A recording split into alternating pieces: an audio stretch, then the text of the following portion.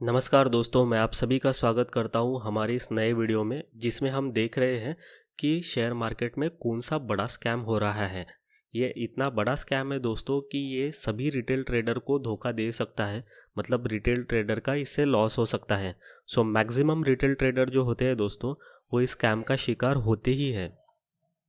और maximum retail trader इसका शिकार हो गए। इसका बेस क्या है? तो दोस्तों सिंपल सी बात है, मैक्सिमम रिटेल ट्रेडर कहीं ना कहीं से इन्फ्लुएंस होके ही शेयर मार्केट में आते हैं।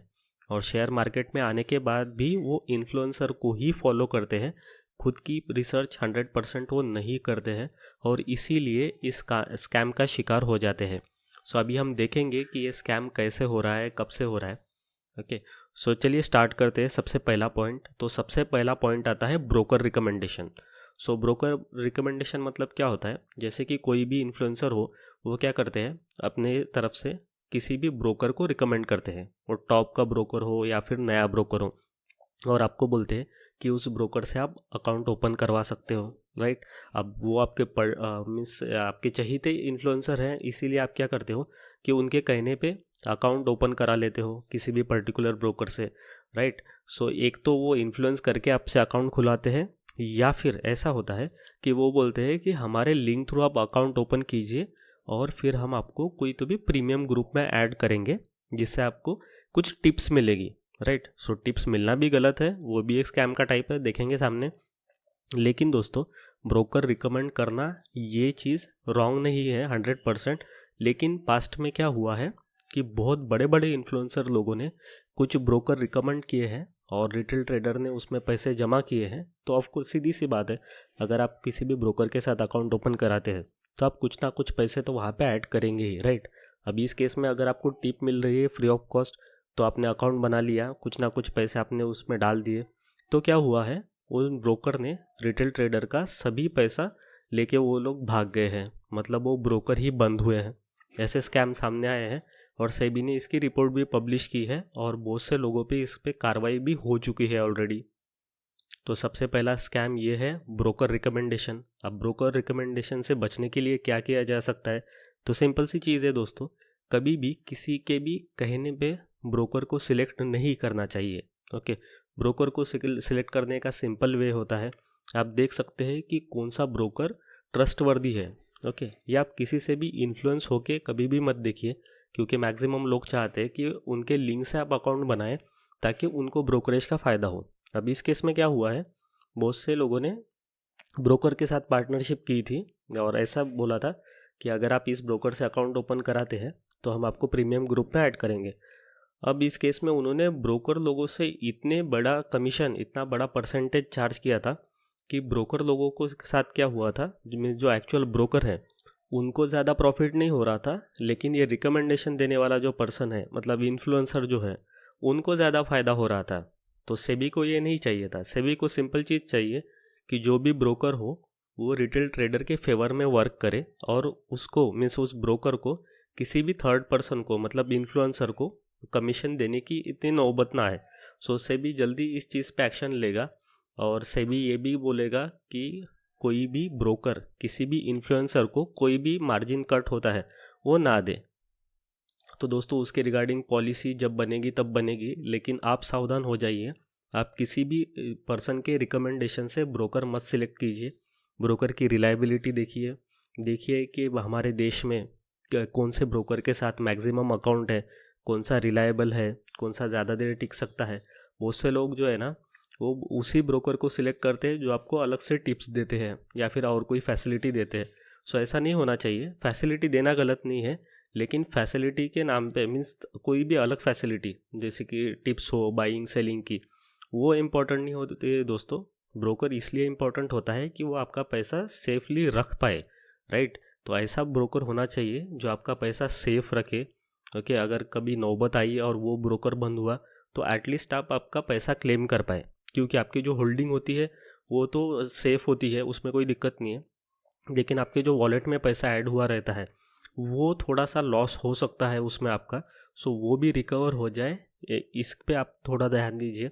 और इसके लिए आप कोई भी ब्रोकर हो, अकाउंट बनाने से पहले उनके कस्टमर केयर से बात भी कर सकते हैं, उनकी जो रिलायबिलिटी है वो भी चेक कर सकते हैं। तो सभी चीज़ जो है आपने चेक करनी चाहिए दोस्तों। हर एक ब्रोकर के कस्टमर केयर से बात करनी चाहिए, और फिर उसके बाद आपको जो भी ब्रोकर अच्छा लगता है, रिलायबल लगता है, उसी के साथ आपने अकाउंट ओपन करना चाहिए। तो ये तो हो गया हमारा फर्स्ट पॉइंट।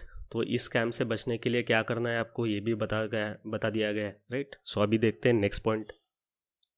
अभी जो नेक्स्ट पॉइंट है ये तो सदियों से चलते आ रहे हैं। सो इसमें क्या हो रहा है कि जो इन्फ्लुएंसर लोग हैं वो क्या करते हैं, आपको आर्टिफिशियल फियर या होप दिखाते हैं। सो आर्टिफिशियल फियर एंड होप क्या होता है ये देखिए। सबसे पहले तो जो भी इन्फ्लुएंसर जिसके फॉलोअर बहुत ज़्यादा हैं और उनको पता है कि उन्होंने अगर किसी स्क्रिप्ट ने मीन्स किसी शेयर में बाइंग या सेलिंग अगर आपको रिकमेंड की है, तो थोड़ा बहुत अगर उस शेयर में फ़र्क पड़ रहा है सच में, तो क्या होता है, एक पर्सन के कहने से और भी बहुत से लोग इन्फ्लुएंस हो जाते हैं। ओके, और न्यूज़ जो है वो बढ़ती रहती है। सो ये लोग क्या करते हैं, आर्टिफिशियली बाइंग या सेलिंग कराते हैं। अब बड़े बड़े जो शेयर्स है उसमें तो आर्टिफिशियली बाइंग हो ही नहीं सकती है और उसमें कुछ फ़र्क भी नहीं पड़ेगा, राइट। क्योंकि बड़े शेयर को मूव कराने के लिए बहुत बड़ा कैपिटल लगता है। लेकिन जो पेनी स्टॉक्स होते हैं उनको मूव कराना कंपैरेटिवली बहुत ही ईजी होता है। सो ये लोग क्या करते हैं, आपको 10 बड़े शेयर जो है वो बता देंगे और उनके हिसाब से आप चल गए। सो आपको लगेगा कि ये पर्सन ट्रस्टवर्दी है। लेकिन वो ऐसा कोई एक पेनी स्टॉक आपको देंगे जिसमें उन्होंने पहले बाइंग की है, उसके बाद आपको बाइंग करवाएंगे। ओके, आपको बाइंग करवाएंगे और ये बोलेंगे कि पेनी स्टॉक में लॉस हो सकता है, अगर आपको रिस्क लेनी है तो लो। और रिटेल ट्रेडर इतने भोले वाले होते कि वो सच में पैसे की रिस्क लेते हैं, क्योंकि उनके पास ऑलरेडी पैसा कम रहता है।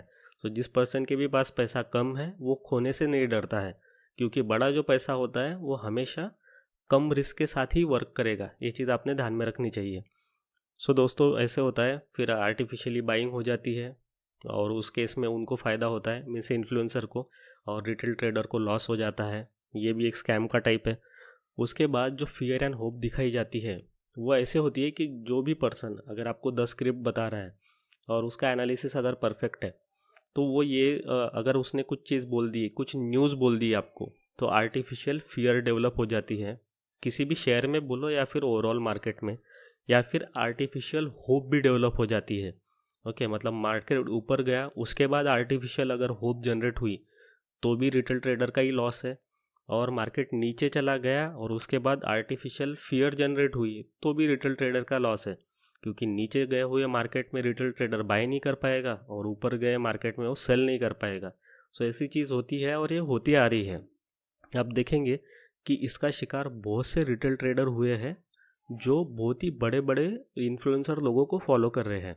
सो ये बहुत पहले से होते आ रहा है और ये सामने भी होते रहेगा अगर आप अभी सावधान नहीं हुए तो। सो इसीलिए दोस्तों, बाइंग या सेलिंग कभी भी किसी भी पर्सन के कहने से नहीं करनी चाहिए। वो शेयर हो या फिर इंडेक्स हो, कभी भी नहीं करना चाहिए दोस्तों। आपका खुद का एनालिसिस होना चाहिए। भले आप किसी पर्सन से सीखे, कोई चीज़ सीखे, ओके, सीखे कोई भी चीज़, उसके बाद अप्लाई करें, थोड़ा थोड़ा पैसा डालें। भले आप 10-20 रुपये से स्टार्ट करो, 10-20 रुपये से भी आप सीख सकते हो। ओके, ये पॉसिबल है। शेयर होते हैं, 1-1 रुपये के भी शेयर होते हैं, 10-20 पैसे के भी शेयर होते हैं। तो सीखो, भले टाइम लो आपका, 2-4-5 साल लगाओ, आप कोई दिक्कत नहीं है। लेकिन थोड़े थोड़े पैसे से स्टार्ट करो और पैसा बढ़ाते जाओ। ओके, लेकिन खुद सीखो। किसी के भी कहने पे कोई भी शेयर कभी भी बाय नहीं करना चाहिए। हम भी हमारी तरफ से कभी भी ये नहीं बोलते कि आप इस पर्टिकुलर शेयर को बाय करो। जो भी वीडियो डाले जाएंगे वो आपके स्टडी पर्पस के लिए होते हैं, और आपने कभी भी डायरेक्टली मीन्स आँख बंद करके किसी भी शेयर में बाइंग नहीं करनी चाहिए। ऐसा हो सकता है कि किसी भी इन्फ्लुएंसर से अगर आपको 10 शेयर के नाम पता चले तो आप उनको वॉच लिस्ट में डाल दो, ठीक है, उनको बाय मत करो। उस पर्सन ने जिस लेवल पे बाय किया है उस लेवल पे मत बाय करो। आप अपना एनालिसिस करो, बड़े आपको टाइम लगेगा। हो सकता है आपने इतना टाइम लिया कि वो शेयर पहले ही बहुत रन दे चुका, मतलब वो भाग गया। मतलब किसी भी इन्फ्लुएंसर ने बताया कि ये शेयर 100 रुपये पे उसने बाय किया है, आपने स्टडी किया तब वो 200 पे चला गया। लेकिन आप उस टाइम पे सोचिए कि 200 पे तो गया है। अगर आपका कन्विक्शन बैठता है और आपको ये लगता है कि ये 200 से 500 जा सकता है, तो आप बाइंग करो ना। ऐसा ज़रूरी नहीं है कि उसने जिस लेवल पे बाय किया उसी लेवल पे आपको करना है। अगर आपको इन्फ्लुएंसर अच्छा लगता है तो उसके शेयर को आप सिर्फ वॉच लिस्ट में ऐड कर दो, लेकिन बाइंग या सेलिंग अपने एनालिसिस से करो। इससे आप क्या होगा, इससे आपको क्या फ़ायदा होगा कि ये सेकंड टाइप का जो फ्रॉड है, मीन्स आर्टिफिशियल फियर और होप जनरेट करना, इससे आप बच जाओगे। सो आई होप आपको ये दूसरा फ्रॉड भी समझ में आ गया है। इसके बाद आते हैं तीसरे फ्रॉड पे। तो दोस्तों ये तीसरे नंबर का जो फ्रॉड है ये बहुत ही ज़्यादा होता है और ये मैंने अपने आँख के सामने देखा है, क्योंकि मैक्सिमम सिटीज़ में जैसे कि इंदौर हो गई फॉर एग्जांपल, वहाँ पे और हमारी सिटी पुणे में ऐसे बहुत से छोटे छोटे ऑफिस है जहाँ पे क्या होता है कि नए लोग बिठाए जाते हैं और वहाँ से डेटा निकाला जाता है कि कौन कौन से लोग शेयर मार्केट में काम करते हैं, मतलब सेम रिटेल ट्रेडर, और उनको कांटेक्ट करके बोला जाता है कि हमारी एक एडवाइजरी कंपनी है, आप हमारे हिसाब से बाय करो या सेल करो। अब ये होता है टू वे टिप्स जिसको मैं बोलता हूँ। टू वे टिप में वो क्या करते हैं, सपोज उनके पास 100 लोग आ गए, ओके, तो उनके लिए वो 100 कस्टमर नहीं है, उनके लिए वो 100 है बकरे।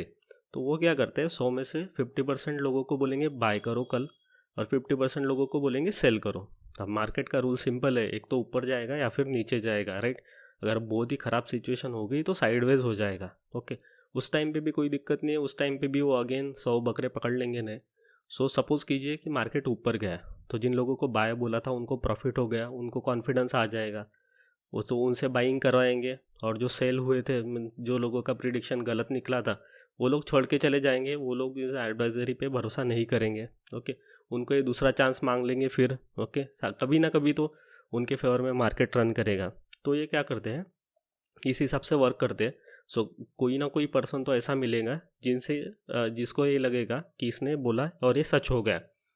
सो बहुत से लोग इस स्कैम में फंस जाते हैं और वो क्या करते हैं कि कल उनको प्रॉफिट मिला है, सो परसों के दिन वो बोलेंगे और एक नया ट्रेड दो। और ट्रेड दिया, सपोज 50% लोगों को जो प्रिडिक्शन दिया था वो सही हुआ।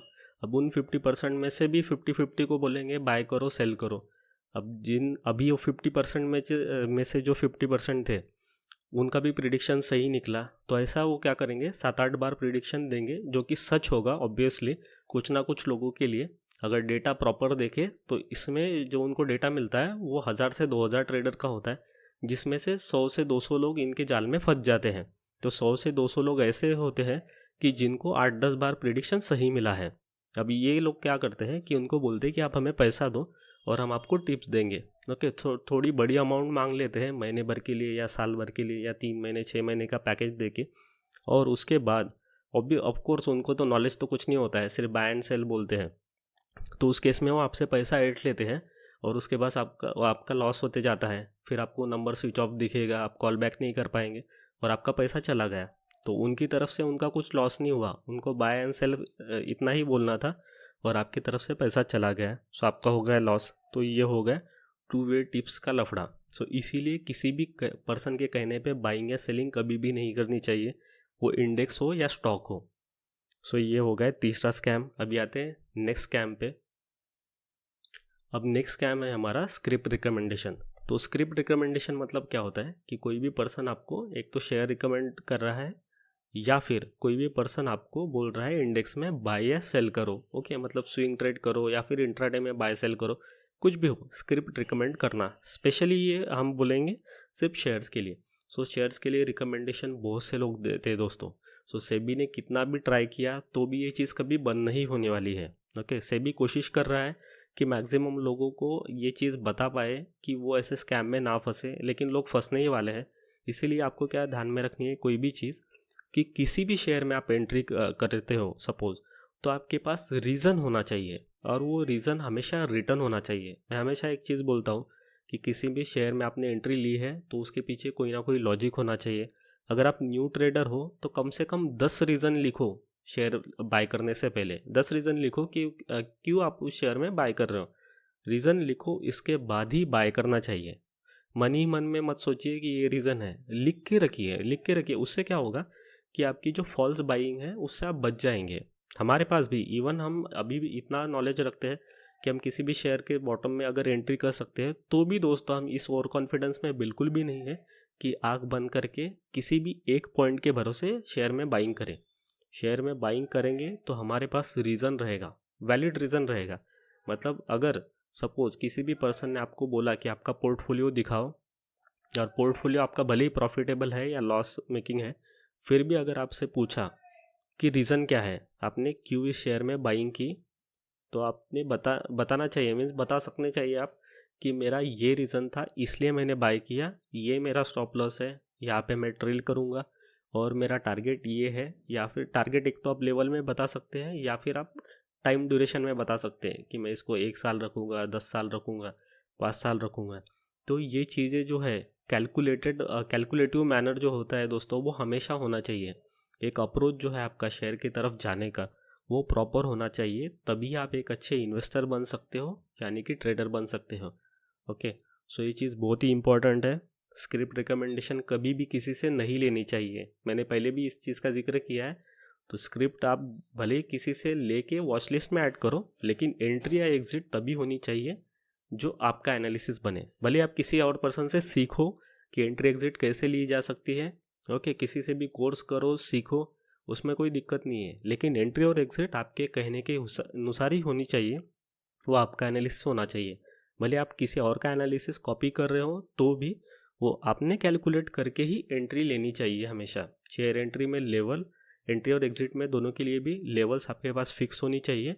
और टाइम अगर आप कैलकुलेट कर सके तो टाइम भी आपने फिक्स करना चाहिए एंट्री लेने से पहले ही। ओके, और कभी भी इन एनी केस कोई भी पर्सन बोलता है कि ये शेयर 100 गुना बढ़ेगा, 5 गुना बढ़ेगा, 1000 गुना बढ़ेगा, तो भी जस्ट किसी के कहने पे कभी भी बाइंग या सेलिंग नहीं करनी चाहिए। अगर ये चीज़ आप कर पाते हो तो आप इस स्कैम से भी बच जाओगे। सो ये हो गया स्क्रिप्ट रिकमेंडेशन स्कैम। तो अभी इतने सारे हमने स्कैम देख लिए। इस स्कैम का बॉटम एक ही है कि किसी के भी कहने पे आप किसी का भी मीन्स खुद किसी के भी कहने पे आप खुद का पैसा मत डालिए, क्योंकि आप जो रिस्क ले रहे हैं वो आपके पैसे पे ले रहे हैं, और जो बताने वाला पर्सन है उसका कुछ भी नहीं जा रहा है। अगर उसका जो प्रिडिक्शन है वो सही हो गया तो उसकी वाहवाही होगी, राइट, उसको फ़ायदा होगा। लेकिन अगर लॉस हुआ तो दोस्तों लॉस आपके पैसे का होगा, ये चीज़ ध्यान में रखिएगा हमेशा। तो आप सभी स्कैम से बच जाएंगे। अभी तो इतने स्कैम सामने आए हैं, इसके बाद और बहुत से स्कैम आएंगे। बहुत से स्कैम होते हैं दोस्तों जो कि सेबी भी नोट नहीं कर पाता है, बैकग्राउंड में बहुत से स्कैम चलते हैं, जिसमें ये भी स्कैम होता है कि बहुत से लोग आपसे आपका आईडी और पासवर्ड लेते हैं और बोलते हैं कि हम आपके बिहाफ पे ट्रेड करेंगे। सो वो तो बहुत पहले से स्कैम चलते आ रहा है। बहुत से स्कैम है, बहुत स्कैम है, लेकिन बॉटम लाइन एक ही है कि इस स्कैम से आप तभी बच पाओगे जब आप खुद सीखोगे और खुद के मर्जी से ही अपना ट्रेड डालोगे। मतलब अपनी इन्वेस्टिंग है या फिर इंट्राडे ट्रेडिंग है या स्विंग ट्रेड है, जो भी टाइप का ट्रेड है वो आप खुद के मर्जी से और खुद होके करोगे। तभी जाके अगर लॉस हुआ तब जाके भी तो फिर ऐसा सोच लीजिए कि वो होने वाला ही था, उससे आपको कुछ सीख मिलेंगी। लेकिन प्रॉफिट हुआ तो वो एक करेक्ट प्रॉफिट होगा, क्योंकि कोई पर्सन कुछ बोल के अगर आपका प्रॉफिट हो रहा है तो भी दोस्तों आपको कुछ फ़ायदा नहीं है, राइट। वो हाथ पकड़ के चलना अगर आपको सिखा रहे हैं फाइनली मीन्स बड़ा होने तक के, तो भी कुछ फ़ायदा नहीं है दोस्तों। माँ बाप भी आपको हाथ पकड़ के तब तक ही सिखाते हैं जब आप छोटे हो, बड़े होने के बाद आपको खुद ही चलना होता है। सो सेम चीज़ होती है शेयर मार्केट पे। अगर आप डिपेंडेंट हो शेयर मार्केट में, 5-10 साल भी निकल गए और फिर भी डिपेंडेंट हो किसी और पर्सन के ज़रिए ही आप कुछ काम कर रहे हो शेयर मार्केट में, तो दोस्तों आप आगे नहीं जा सकते। क्योंकि इन अ केस सपोज़ उस पर्सन का मतलब वो इन्फ्लुएंसर अगर कल जाके बंद हो गया या फिर उसका जो भी रिकमेंडेशन देना है वो बंद हो गया, तो आप क्या करोगे? फिर दूसरा इन्फ्लुएंसर ढूंढोगे, राइट, फिर पैसे कमाओगे, फिर सीखोगे।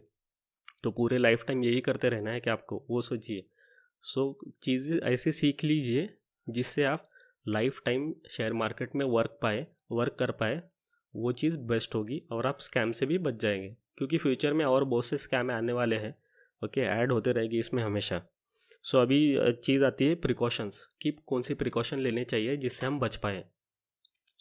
तो प्रिकॉशंस में सबसे पहला प्रिकॉशन जो आपको लेना है वो ये है कि आप सीखो। सबसे पहले सीखो, समझो। शेयर मार्केट सीखने के लिए बहुत कुछ डेटा अवेलेबल है ऑलरेडी, बहुत सी चीज़ें अवेलेबल है दोस्तों। प्रॉपरली शेयर मार्केट को समझिए और मेनली इसको टाइम दीजिए। बहुत से लोग चाहते हैं कि 1 महीना हो जाए और 1 ही महीने में प्रॉफिटेबल बन जाए, तो दोस्तों ऐसा बिल्कुल भी पॉसिबल नहीं है। बिगिनर लक जिसको बोलते हैं वो होता है सबके साथ, पहले 1-2 महीने में बहुत पैसा मिल जाता है और इंसान खुद को भगवान समझने लगता है दोस्तों। तो वैसा बिल्कुल भी नहीं करना है आपको। धीरे धीरे से चीज़ों को समझिए। बहुत से चैनल्स आपको मिलेंगे, बहुत सा डेटा मिल जाएगा आपको, यूट्यूब पे भी मिलेगा, सभी सोशल मीडिया जितने भी हैं सभी पे आपको मिल जाएगा। धीरे धीरे सीखिए। और कभी भी किसी के भी कोई भी पर्सन हो, कोई भी इन्फ्लुएंसर हो, उसके जस्ट कहने पे बाय या सेल मत कीजिए। ये सबसे बेस्ट चीज़ होगी जिससे आप स्कैम से बच जाएंगे। और सीखिए, धीरे धीरे टाइम दीजिए मार्केट को, समझने लगिए कि आप जो भी पैसा डाल रहे हैं उसकी मूवमेंट कैसे हो रही है। अगर आपका लॉस भी हो रहा है किसी भी ट्रेड में, किसी भी सौदे में लॉस हो रहा है, तो उस लॉस से आप क्या सीखे, ये डिटेल डेटा कलेक्ट कीजिए। डेटा कलेक्शन बहुत ही इंपॉर्टेंट फैक्टर होता है दोस्तों, जब भी शेयर मार्केट में वर्क किया जाता है। सो चीज़ों को धीरे धीरे समझिए, टाइम दीजिए, सफिशिएंट टाइम दीजिए, और कभी भी टिप्स का शिकार मत होइए।